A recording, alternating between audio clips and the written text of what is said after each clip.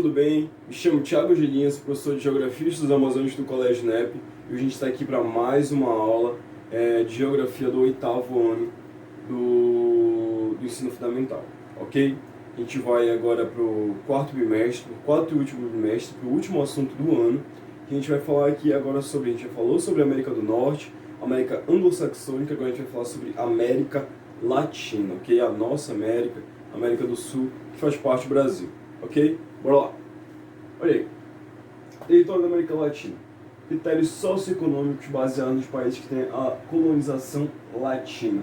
Ok. O que a gente falou lá no terceiro bimestre, agora a gente falou sobre América Anglo-Saxônica e América do Norte, enfim. E a gente falou principalmente sobre critérios socioeconômicos. A gente estudou principalmente o Canadá e os Estados Unidos exatamente por isso. A gente isolou eles a partir de critérios socioeconômicos, ok? E a gente vai fazer a mesma coisa com a América Latina agora, e a gente vai entender o porquê. Olha aí. Países que têm o latim como língua originária.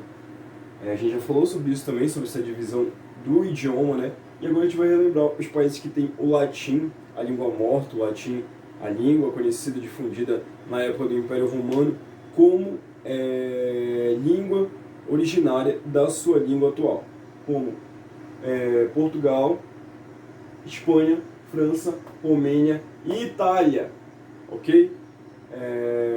Aqui Portugal, que a gente conhece, que deu aval para o nosso português brasileiro, né? A Espanha com o espanhol, a França com o francês, a Romênia, que no nome dela é Romênia exatamente por isso, porque pequena Roma, né? E a Itália.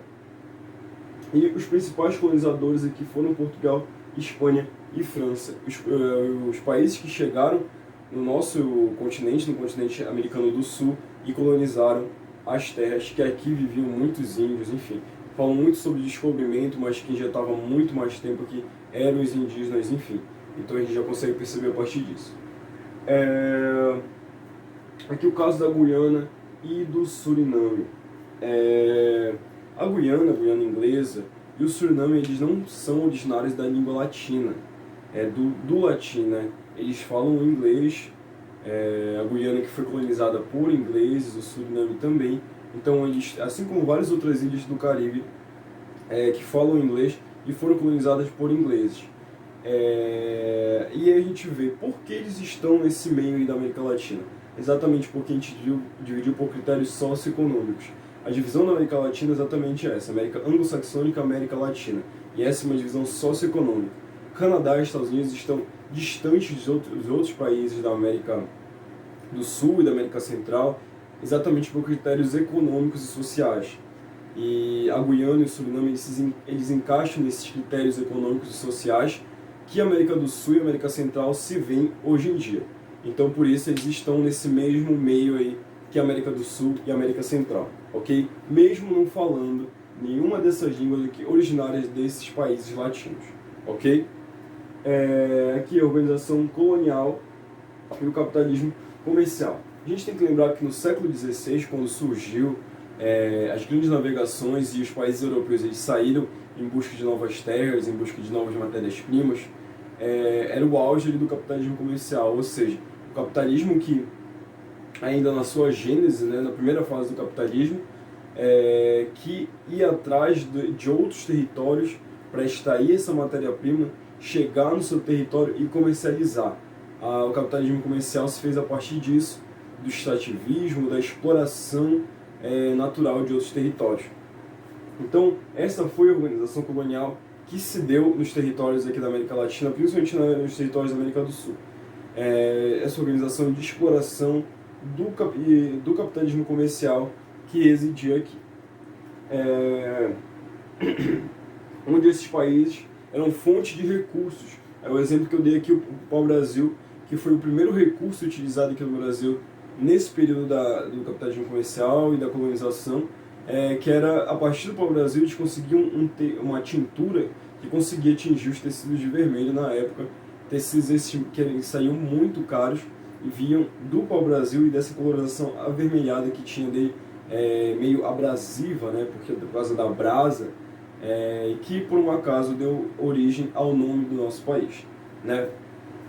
Aí aqui, e não só o Brasil como o Brasil, mas sim a cana-de-açúcar e vários outros países também que foram fonte de recursos para esses países utilizarem nas suas metrópoles, ok? Nas suas cidades, nos seus países de origem. E aqui, o clima também que sempre favoreceu o nosso território, um clima tropical, propício à exploração de recursos naturais. Se a gente for ver na colonização, a gente percebe que muitos países, como por exemplo os Estados Unidos, que demoraram um tempo para ser colonizados, eles foram colonizados por puritanos vindo ali da Inglaterra, meio que rejeitados pelo território inglês, eles chegaram nesse território aqui. Os Estados Unidos demorou a ser colonizado exatamente por causa da temperatura e do clima da sua região. Diferente de regiões mais tropicais, como o Brasil, como o Equador, a Colômbia, que era mais fácil produzir uma agricultura que era interessante para os países europeus, lá nos Estados Unidos era uma região que era parecida com a Europa, que tinha territórios de áreas muito frias e de difícil criação de culturas agrícolas. Então eles viram nesse território aqui, no território brasileiro, principalmente no território americano do sul, um território tropical e bem favorável à criação da agricultura que é interessante a eles, como por exemplo a agricultura da cana-de-açúcar, que não poderia ser plantada em territórios como o território americano, que era muito frio e que não dava para plantar esse tipo de cultura agrícola como a cana-de-açúcar. Então por isso sempre foi interessante para eles ficarem nesses países tropicais, ok? Aqui, colônia de exploração versus colônia de povoamento. Aqui, como você bem sabe, no Brasil e em outros territórios da América do Sul, quase todas as colônias foram de exploração. Não era o intuito deles fazer esse território ser povoado por europeus ou trazer ali estrutura suficiente para um povoamento. Não, esse território é somente de exploração. Faziam umas ou outras casas ali, igrejas, enfim, mas se instalava ali só para explorar e voltar para o seu território e pronto, acabou. Não era uma colônia de povoamento, não tinha o ideal de povoar aquelas terras, como teve nos Estados Unidos, na região das 13 colônias, né? Foi uma ideia de povoamento, ideia de transformar naquele lugar um lugar habitável. Não, a exploração aqui na América do Sul foi exatamente para explorar. Não era o intuito de início de ninguém de habitar as regiões do Brasil ou qualquer outra região da América do Sul, mas sim somente explorar. Ok? Aqui, portugueses e espanhóis, principais colonizadores, né? Portugal ficou com o Brasil, assim, na colonização, por vários atritos e por acordos que deram o território brasileiro para os portugueses, mas o resto da América do Sul, que não faz parte do Brasil, tirando Suriname e a Guiana, claro, todos em unanimidade falam espanhol. Então, depois que eles descobriram reservas de ouro, reservas minerais muito favoráveis naquele território dessa América em torno do Brasil, então eles se instalaram ali e por isso a gente consegue ver que todos os países aqui na América do Sul falam espanhol por causa da colonização da Espanha. Aqui desde o século XVI até o século XIX, né, que é o período que durou a colonização aí, o século XVI do começo do capitalismo comercial até o século XIX, que 1800 e pouco aí, que foi aquele momento que a Europa se via um pouco desgastada e empobrecida, mais ou menos assim, via vários reflexos de atritos aí no território, principalmente com Napoleão tomando boa parte da Europa naquele período. Ok? Aí aqui a gente vai para a independência das colônias, né? A partir em ordem cronológica, o Paraguai primeiro em 1811, a Argentina em 1816, o Chile em 1818, Colômbia e Venezuela em 1819, Brasil em 1822, com Dom Pedro II, quer dizer, Dom Pedro I, Uruguai em 1828, Peru em 1829. E a gente vê que que é igual a todos o período do século XIX, em 1800, 1800 e pouco. Exatamente por isso que eu disse, a Europa ela se via enfraquecida economicamente falando, então era difícil para eles manterem certas colônias que davam sim trabalho e era difícil de gerir como país, como metrópole, ok? E aqui são as divisões regionais: América Central Continental, que fica no continente americano, que ela fica no continente, ali no território, né? que liga a América do Sul a partir do Istmo, é ligado à América do Norte, América Central insular, ou seja, América do Caribe. Insular são a América Central das ilhas, né, que fica ali com Cuba, com a República Dominicana, com Trinidad e Tobago, e todos esses países ali que ficam, o Haiti, ficam nessa região das ilhas.